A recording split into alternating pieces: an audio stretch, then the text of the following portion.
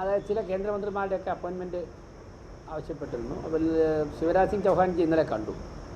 നാളെയും ഇവിടെ തുടരുന്നുണ്ട്. കേന്ദ്ര അർബൻ മിനിസ്ട്രി മന്ത്രാലയത്തിൻ്റെ ചുമതലയുള്ള ശ്രീ മനോഹർലാൽ ഖട്ടാർജിയുമായിട്ട് അപ്പോയിൻമെൻറ്റ് ആവശ്യപ്പെട്ടിട്ടുണ്ട്. ഇന്ന് രാത്രി അല്ലെങ്കിൽ നാളെ അദ്ദേഹത്തെ കാണാൻ സാധിക്കുമെന്നാണ് പ്രതീക്ഷിക്കുന്നത്. പാർട്ടിയുടെ സംസ്ഥാന അധ്യക്ഷൻ രാജീവ് ചന്ദ്രശേഖർജിയും ഡൽഹിയിൽ തുടരുന്നുണ്ട്. അപ്പോൾ നമ്മൾ കഴിഞ്ഞ 5 മാസമായി നടത്തിയ പ്രവർത്തനങ്ങളെക്കുറിച്ച് ദേശീയ അധ്യക്ഷനുമായിട്ട് സംസാരിച്ചു. അദ്ദേഹമൊക്കെ തിരുവനന്തപുരത്തൊക്കെ വന്നിരുന്നല്ലോ. അതോടൊപ്പം തന്നെ ഞങ്ങൾ ബഹുമാനപ്പെട്ട പ്രധാനമന്ത്രിയെ കാണാൻ വന്നപ്പോഴേക്കും ദേശീയ അധ്യക്ഷനുമായിട്ട് കണ്ടിരുന്നു. ചില നിർദ്ദേശങ്ങൾ അപ്പോൾ ആദ്യ കാലഘട്ടങ്ങളിൽ തന്നെ നൽകിയിരുന്നു. അതിനുശേഷം ഒരു 1.5 മാസം വരെ നമ്മുടെ സംസ്ഥാന നിയമസഭാ തെരഞ്ഞെടുപ്പുമായിട്ട് ബന്ധപ്പെട്ടുള്ള പ്രവർത്തനങ്ങളൊക്കെ ഉണ്ടായിരുന്നു. അപ്പോൾ കഴിഞ്ഞ 5 മാസമായി തിരുവനന്തപുരത്ത് കോർപ്പറേഷൻ നടത്തിയ പ്രവർത്തനങ്ങളെക്കുറിച്ചുള്ള ഒരു ചെറിയൊരു ചർച്ച നടന്നു. വരാൻ പോകുന്ന മാസങ്ങളായിരിക്കണം സജീവമായിട്ട് നമ്മൾ പറഞ്ഞ കാര്യങ്ങളൊക്കെ തന്നെ ജനങ്ങളോടുള്ളത് പ്രാവർത്തികമാക്കി തുടങ്ങേണ്ട മാസങ്ങളാണ്. അപ്പോൾ BJP കേന്ദ്ര നേതൃത്വത്തിൻ്റെയും അതോടൊപ്പം തന്നെ വിവിധ മന്ത്രാലയങ്ങളുടെയും സഹായം നമുക്ക് ആവശ്യമാണ്. ചില തടസ്സങ്ങൾ മാറുവാൻ വേണ്ടി, അതോടൊപ്പം തന്നെ ചില കാര്യങ്ങൾ അനുവദിച്ച് കിട്ടാൻ വേണ്ടി, പിന്നെ പല മന്ത്രാലയങ്ങളുമായി ബന്ധപ്പെട്ട് CSR ഫണ്ടൊക്കെ കിട്ടാനുള്ള സാധ്യതകളുണ്ട്.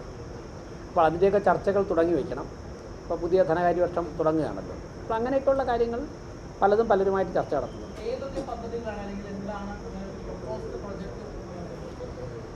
ഞങ്ങളിപ്പോൾ ഗവൺമെൻറ് മുമ്പാകെ ഒരു വലിയ പദ്ധതി കൊടുത്ത് ചർച്ച ചെയ്യുക എന്നുള്ളതിനേക്കാളും ഇപ്പോൾ ചെയ്യുന്നത് ഓരോരോ മന്ത്രാലയങ്ങൾക്കും എന്താണ് കോർപ്പറേഷന് വേണ്ടി ചെയ്തു തരാൻ സാധിക്കുന്നത്, അങ്ങനെ ഒരു റിസർച്ച് നടത്തിയിട്ടുണ്ട്. അതിൻ്റെ അടിസ്ഥാനത്തിൽ അതാത് മന്ത്രാലയങ്ങളെ കണ്ട് സമർപ്പിക്കുക. ഇതിനെല്ലാം തന്നെ കോർഡിനേറ്റ് ചെയ്യാൻ വേണ്ടി അർബൻ മിനിസ്ട്രി മനോഹർലാൽ ഖട്ടാർജിയുമായിട്ട് സംസാരിക്കും. ഇതാണ് ഞങ്ങൾ ആലോചിക്കുന്നത്. നാളെ മനോഹർലാൽ ഖട്ടാർജിയെ കാണുന്നതോടുകൂടി അതിലൊരു വ്യക്തത വരും.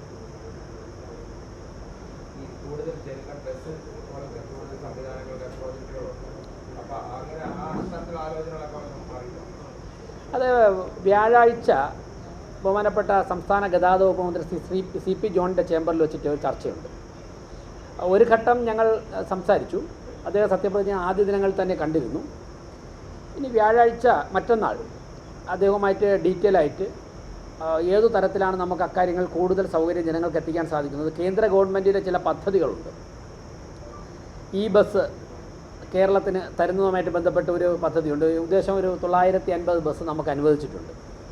അത് നമുക്ക് കോർപ്പറേഷൻ സംസ്ഥാന സർക്കാരിനുമൊക്കെ ഒരുമിച്ച് ചേർന്നുകൊണ്ട് കേന്ദ്ര സർക്കാരുമായി യോജിച്ചുകൊണ്ട് എങ്ങനെ കേരളത്തിൽ പ്രാവർത്തികമാക്കുക എന്നുള്ളതിനെക്കുറിച്ച് ചർച്ച ചെയ്യണമെന്ന് ആഗ്രഹിക്കുന്നുണ്ട്. മറ്റന്നാളത്തെ KSRTC മിനിസ്റ്ററുമായിട്ടുള്ള ചർച്ച, ഗതാഗത മന്ത്രിയുമായിട്ടുള്ള ചർച്ച കഴിയുമ്പോഴേ 950 ബസ്സാണ് ഏകദേശം അനുവദിച്ചിട്ടുള്ളത്.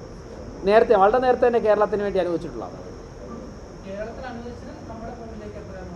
അല്ല, ഇപ്പോൾ സ്വാഭാവികമായിട്ട് ചർച്ച വരുമ്പോൾ സംസ്ഥാന ഗതാഗത വകുപ്പ് മന്ത്രിയായിട്ട് ചർച്ച ചെയ്യുമ്പോൾ എല്ലാ കാര്യങ്ങളും അവിടെ ചർച്ചയിൽ വരും.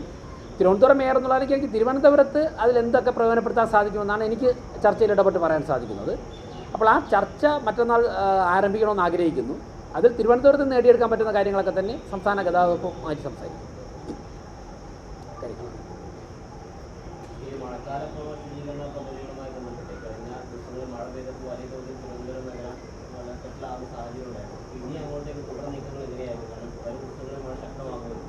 അല്ല, അത് വളരെ വലിയ എല്ലാ ഘടകങ്ങളും ഇടപെട്ടുകൊണ്ട് പരിഹരിക്കേണ്ട ഒരു പ്രശ്നമാണ്.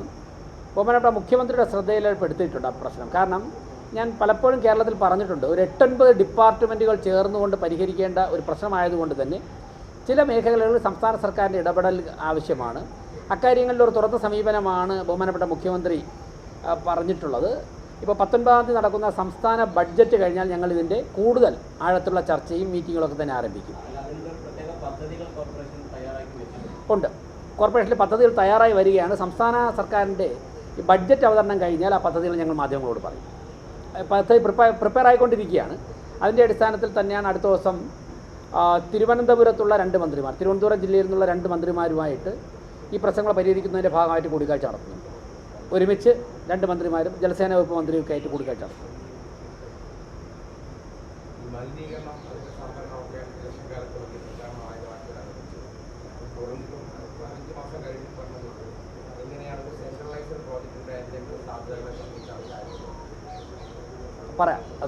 അത് നിങ്ങൾ മാധ്യമങ്ങളോട് പറയാൻ കണക്കിനായിട്ടില്ല.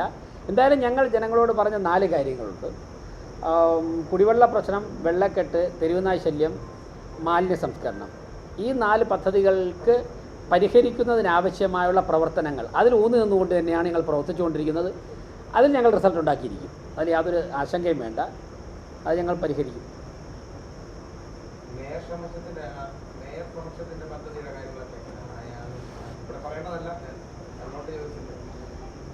ഇപ്പോൾ എല്ലാ ദിവസവും വർക്കിംഗ് ഡേ തിരുവനന്തപുരത്തുള്ള ദിവസം വൈകുന്നേരം 3 മണി മുതൽ 5 മണി വരെ സാധാരണക്കാരായ ജനങ്ങളെ കാണാറുണ്ട്.